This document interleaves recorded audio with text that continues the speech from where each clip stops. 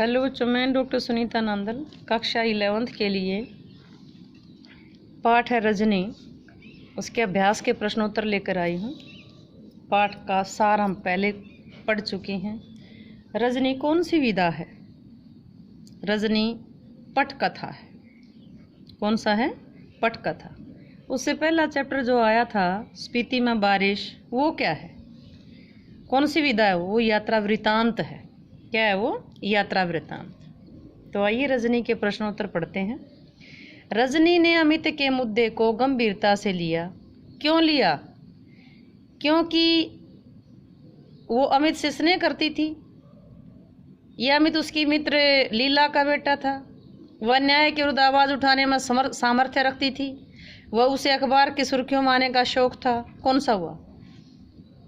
वही स्नेह करती थी, ठीक है। लीला का बेटा था, ठीक है। लेकिन ये इस बात को इतना गंभीरता से लेने की चीजें नहीं थी, ना ये और ना ये। वह अन्याय के विरुद्ध अपनी आवाज उठाना चाहती थी। अन्याय के विरुद्ध आवाज उठाने का सामर्थ्य रखती थी, उसमें हिम्मत थी कि वो इस काम को कर लेगी। इसलिए उसने रजनी ने अमित के मुद्दे को गंभीरता से लिया। जब कोई बच्चा कमज़ोर होता है तभी उसके माँ बाप ट्यूशन लगवाते हैं। अगर लगे कि कोई टीचर लूट रहा है तो उस टीचर से ट्यूशन ना ले, किसी और के पास चले जाएं। ये कोई मजबूरी तो है नहीं। इस प्रसंग का उल्लेख करते हुए बताएं कि ये संवाद आपको किस सीमा तक सही या गलत लगता है। तर्क सहित उत्तर दीजिए।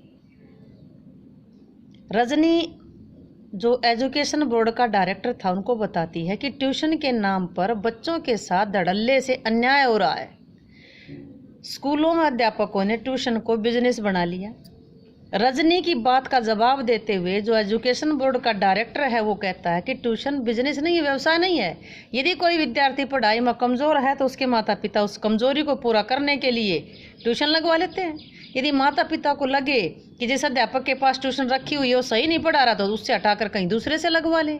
स्कूलों के अध्यापकों के पास ट्यूशन लगाना कोई मजबूरी नहीं है। रजनी और निदेशक के बीच हुआ ये संवाद काफ़ी हद तक सही है, लेकिन विद्यार्थी को ट्यूशन दिलवाने से पहले माता पिता को अध्यापक से मिलकर उसकी कमी को जान लेना चाहिए। किसी अध्यापक के दबाव में आकर के विद्यार्थी को ट्यूशन नहीं लगवानी चाहिए। आइए अगला प्रश्न देखते हैं। तो एक और आंदोलन का मसला मिल गया। फुसफुसा कर कही गई यह बात किसने किस प्रसंग में कही? किसने किस प्रसंग में कही? मीटिंग स्थल पर जब टीचर्स की ओर से प्रतिनिधि ने आकर रजनी को बताया कि कई प्राइवेट स्कूलों में तो उन्हें इतना कम वेतन मिलता है कि ट्यूशन ना करे तो गुजारा ही नहीं होता। कई स्कूलों में तो अध्यापकों को कम वेतन देकर के ज़्यादा प्रसारण करवाए जाते हैं। ऐसे अध्यापकों से मेरा अनुरोध है कि वे संगठित होकर एक आंदोलन चलाएं, इस आंदोलन का पर्दाफाश करें। मतलब ये बात कहने वाले में किस मानसिकता का पता चलता है? किसने कही थी? रजनी के पति ने कही थी। तभी हाल में बैठा हुआ रजनी का पति धीरे से फुसफुसाता, लो अब एक और नए आंदोलन का मसला मिल गया।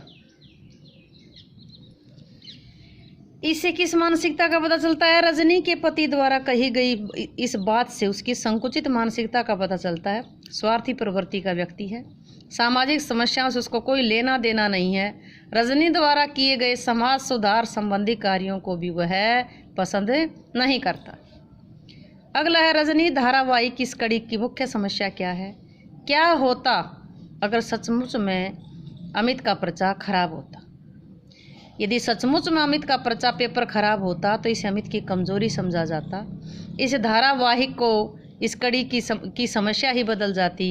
तब समस्या ये हो जाती कि कमज़ोर या लापरवाह विद्यार्थियों के लिए ट्यूशन लेनी आवश्यक है या नहीं, यानी पढ़ाई में कमज़ोर विद्यार्थी क्या करे।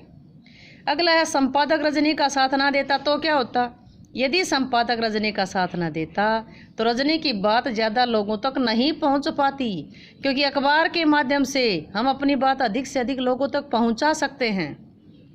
संपादक की सहायता से अधिक मात्रा में लोग मीटिंग स्थल पर पहुंचे व ट्यूशन करने वाले अध्यापकों पर कार्रवाई करने का प्रस्ताव बोर्ड को पहुंचा। रजनी व्यक्तिगत स्तर पर कम लोगों को इकट्ठा कर पाती और आंदोलन को इतना महत्व नहीं मिलता। रजनी इससे आगे का कोई रास्ता तलाश करके संपादक की शिकायत जरूर करती। वह चुपचाप सहन करने वाली महिला नहीं थी।